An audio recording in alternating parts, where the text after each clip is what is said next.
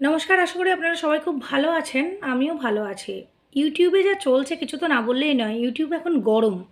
তো আমিও কেন কামাবো না? কিছু কামিয়ে নিই। তার মধ্যে বাংলাদেশি কিছু ক্রিয়েটার তারা আমাদের এদেশের মেয়েদের নিয়ে যেভাবে অকথ্য ভাষায় গালিগালাজ করছে, মানে টেনে হিজড়ে কেটে ছিঁড়ে খাচ্ছে এবং নিজেদের পেট ভরাচ্ছে, সেটা নিয়ে তো কিছু না বললে আমাদের দেশের অপমান করা হয়, তাই না?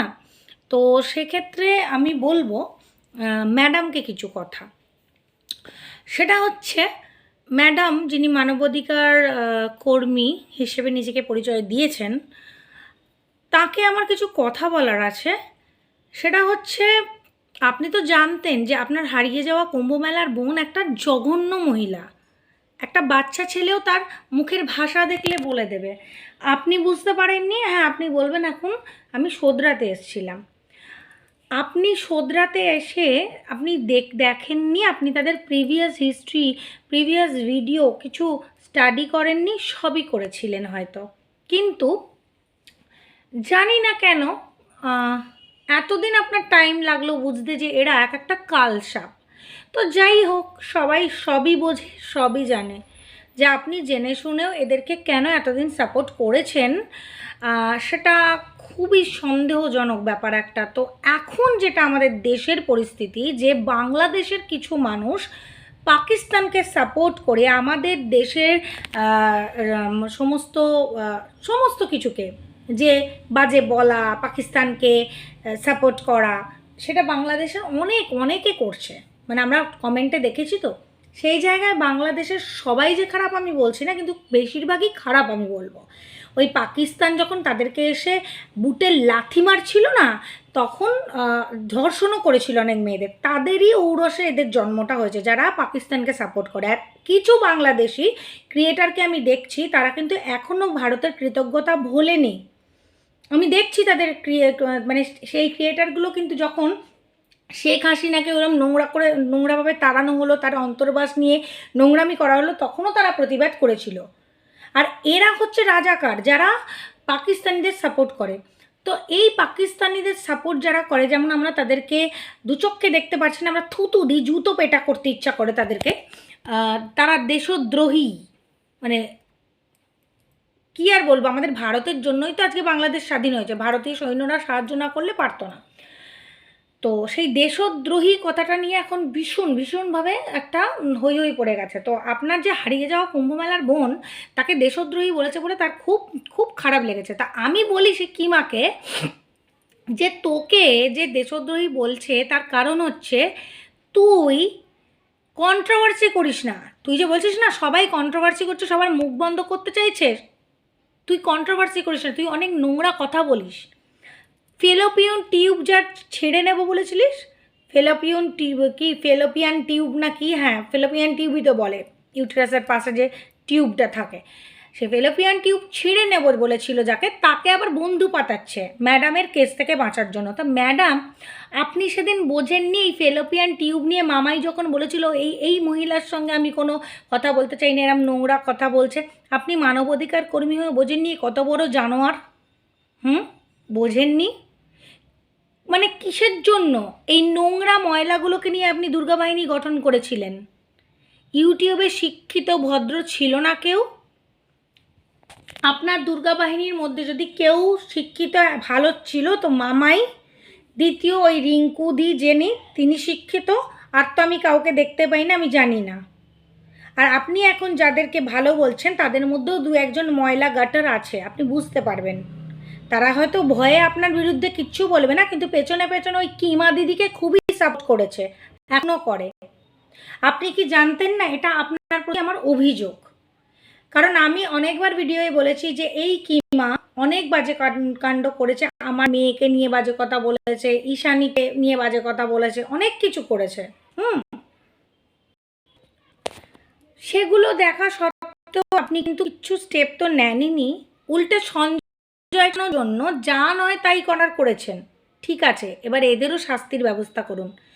আজকে এই ধরনের জিনিস হওয়ার জন্য আমি হঠাৎ করে দেখি যে আমাদের দেশকে নিয়ে, দেশের ছেলে মেয়েদের নিয়ে কী ধরনের নোংরামি করছে, সেটা দেখার জন্য আমি ঢ্যাঁড়সের ভিডিও মাঝে মাঝে ক্লিক করি। তো এই বাংলাদেশের জারজ যে ঢ্যাঁড়স, যার কাজকর্ম নেই, চাকরি বাকরি পায়নি, এদেশের মেয়েদের ছিঁড়ে কেটে যার পেট চলে, তার ভিডিওই দেখলাম আপনাকে ম্যাডাম বলছে দামদামি বাই। বাই মানে জানেন তো কি? দামদামি বাই, মাতাল, চরিত্রহীন, আরও নোংরা থেকে নোংরা ভাষা। আপনার তো অনেক হাত, এদেরকে কেন সিধে করতে পারছেন না বলুন তো? এটা কিন্তু ভীষণ লজ্জাজনক ব্যাপার। আজ থেকে না, ওই ঢ্যাঁড়স দীর্ঘ মাস ধরে আপনাকে মাতাল, চরিত্রহীন যাচ্ছে তাই। সঞ্জয় নাকি আজকে কিমা বলছে 55 মিনিটের ভিডিও, 54 মিনিটের ভিডিও। কেন রে কিমা? গর্ত খুঁড়তে গেছিলি নিজেদের, মানে অন্যের জন্য, সেই গর্তে নিজে পড়ে গেছিস। আজকে কিমা বলছে আমি খাল কেটে কুমির এনেছি, আজকে আমাকেই ছিঁড়ে খেতে চাইছে, তোমার সম্মান নেই, মানে ম্যাডামকে বলছে তোমার সম্মান সব চলে গেছে, আমি তোমাকে এনেছিলাম। আচ্ছা, কেন এনেছিলিস রে?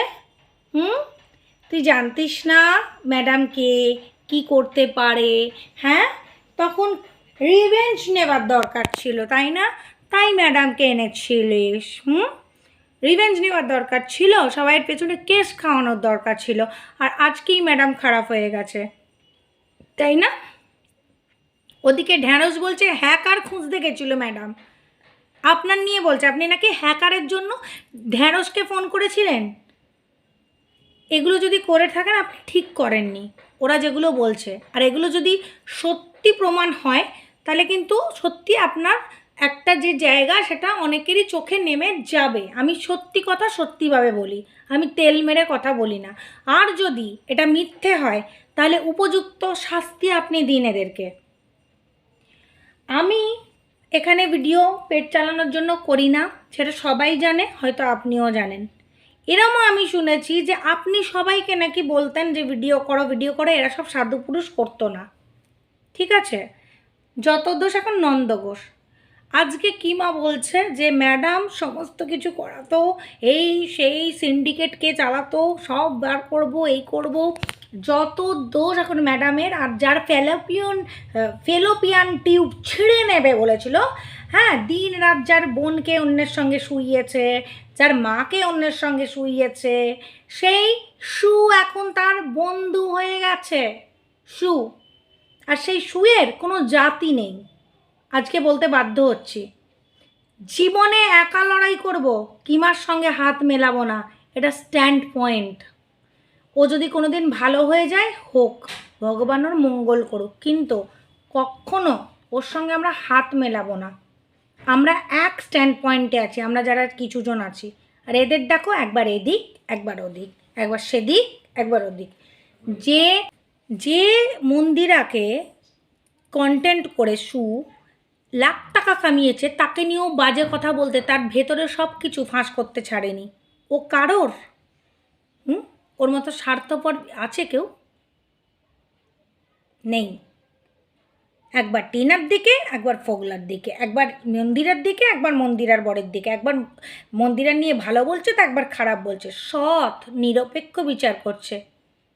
আরে যারা ক্লায়েন্টের হয়ে, মানে উকিলরাও না যখন লড়ে তখন সাচ্চা পাবে, মানে ওরা তো টাকা নিয়ে লড়ে। আমি উকিলের উদাহরণটা দিয়ে হয়তো ভুল করলাম, মানে যারা ক্রিমিনাল হয় তাদের মধ্যেও একটা লয়ালিটি থাকে। উকিলদেরটা দিয়ে আমি ভুল করলাম, তারা তো লড়বেই লয়ালভাবে, তারা তো ক্লায়েন্টের জন্য। একটা ক্রিমিনাল যদি বন্ধুত্ব রাখতে চায় তাদের মধ্যেও লয়ালিটি থাকে। আর এটা তো মানুষ, সৎ মানুষ হয়েও নেই, এদের কি করে সৎ বলবে? আজকে যাকে নিয়ে বলছে কালকেই তার নিয়ে বাজে কথা বলবে, দুটো পেট চালানোর জন্য।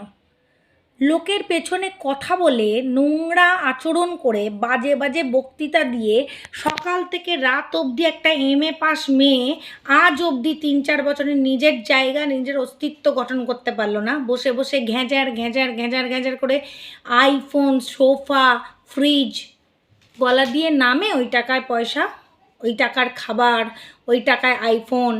সিন্ডিকেটের টাকা না তুললে কত ভিউজ হয়। যে এই টাকায় আইফোন 16 না প্রো, আমি এসব জানিও না, আমি গরিব মানুষ ভাই, খেটে খাই তো। লজ্জা করে না? প্রত্যেকের পেছনে বাজে বাজে কথা বলে, নোংরা কথা বলে দিনের পর দিন সংসার ভেঙে ভেঙে কিমা বালা সোনার গয়না ছাড়িয়ে পড়ছে। 50,000 টাকা দিয়েছে, ওই যে এখন স্বীকার করছে। বাংলাদেশ থেকে দিয়েছে, আমাকে দিয়েছে, তাহলে এতদিন স্বীকার করিসনি কেন? আর আরেকজন আইফোন 16 প্রো নাকি প্রো ম্যাক্স, আমি নামও জানি না, কারণ আমার সেই লেভেলই নয় আমি কিনবো, আমার নেই, অ্যাফোর্ড করার আমার পক্ষে সম্ভব নয়। তো যাই হোক, এই হচ্ছে ব্যাপার যে লোকের পেছনে লেগে লেগে 4-5টা সংসার ভেঙে, কিমা যেমন করেছে, পাল ফ্যামিলির পেছনে লেগে তাদের সংসারটাকে ভেঙে যাচ্ছে তাই করে দিল, তারপর টিনাকে ছেড়ে কেটে খাচ্ছে। এখন যখন নিজে পারে না তখন বাংলাদেশের দুজন নোংরা ক্রিয়েটারকে নামিয়ে দেয়।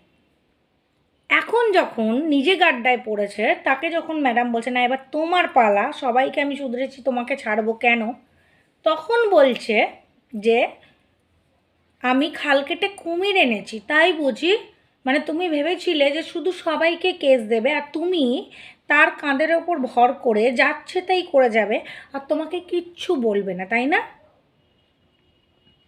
তবে হ্যাঁ ম্যাডাম, এই যে কথাটা আপনি আজকে বলছেন এটা অনেক আগে আপনার বলা উচিত ছিল। আজকে কিমা ঢেঁড়স আপনার বিরুদ্ধে হয়তো কথা না বললে আজকেও আপনি মুখ খুলতেন না, এটা আমার মনে হয়। সমানে আপনি বলে গেছেন সঞ্জয় খারাপ, সঞ্জয় এই বলেছে, সঞ্জয় ওই বলেছে, সঞ্জয়। আজকে বাংলাদেশের যে দুজন নোংরা ক্রিয়েটার, বিশেষ করে একটা ছেলে এদেশের মেয়েদের বিকিনি পরিয়ে পরিয়ে ছবি দিয়েছে, সেই ছবি আমার এখনও আছে। পিঙ্কি পালের হাজব্যান্ড তপন পালের সঙ্গে আমাদের ছবি আটকে, সব হাজব্যান্ড ওয়াইফদের ছবি পাল্টে পাল্টে বিকিনি দিয়ে নোংরা করে, সেটা আমার, অন্যদেরও করেছে, কাউকে ছাড়েনি। তাকে সাপোর্ট করা আপনার কুম্ভমেলায় হারিয়ে যাওয়া বোন কন্টিনিউয়াস সাপোর্ট করছে। আপনি এতদিন পর মুখটা খুলছেন, এটাই খুব আশ্চর্য লাগছে। আজকে প্রশাসন যখন দেখবে এই নোংরাগুলোর সঙ্গে আপনার ওঠা বসা ছিল, কথা ছিল, আপনার ইমেজটা থাকবে। দেন আপনি যখন এই যে আরও দুজন খিস্তিবাজকে নিয়ে যে গলায় জড়িয়ে ফটো তোলেন না, সেটা দেখলেও আপনার ইমেজ থাকবে না, সরি টু সে। নিজের ইমেজ, নিজের স্টেটাস, নিজের জায়গাটা বজায় রাখতে গেলে না মেলামেশাটাও একটু সেই লেভেলে করতে হয়। আপনি চাষি, একদম বিলো পভার্টি, তাদের সঙ্গে মিশুন, তারাও এদের থেকে অনেক ভালো, তাদেরকে আপনি তাদের সঙ্গে আপনাকে কাজ করতে হয়, সেটা আপনার কাজ। কিন্তু গলায় গলা মিলিয়ে কোনো খিস্তিবাজকে স্টেজে তুলে আপনার মানায় না তাদের সাথে ফটোটা তোলা। এখন আপনি বলবেন আমার সঙ্গে তার, না আমার সঙ্গে কোনো কিচ্ছু নেই কারোর, আর আমি এসব পাত্তাও দিই না, কিন্তু আপনার স্ট্যাটাস অনুযায়ী অনেক কিছুই মানায় না। যেমন কুম্ভমেলায় হারিয়ে যাওয়া ওই কিমাকে যতদিন আপনি মানে মাথায় তুলে নাচতেন, খুব নোংরা চিপ লাগতো, আজকে ভালো লাগছে।